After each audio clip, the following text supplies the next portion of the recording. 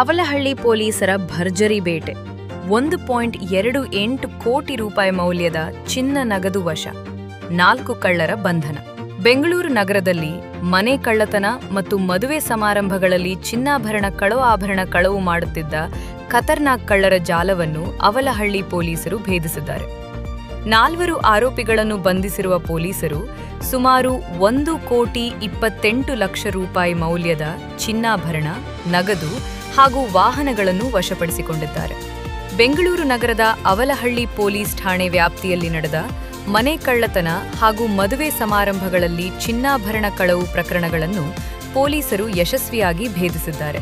ಈ ಕಾರ್ಯಾಚರಣೆಯಲ್ಲಿ 4 ಆರೋಪಿಗಳನ್ನು ಬಂಧಿಸಿರುವ ಪೊಲೀಸರು ಅವರಿಂದ 815 ಗ್ರಾಂ ಚಿನ್ನಾಭರಣ, 9.50 ಲಕ್ಷ ರೂಪಾಯಿ ನಗದು, 1 ಕಾರು ಹಾಗೂ 3 ದ್ವಿಚಕ್ರ ವಾಹನಗಳನ್ನು ವಶಪಡಿಸಿಕೊಂಡಿದ್ದಾರೆ.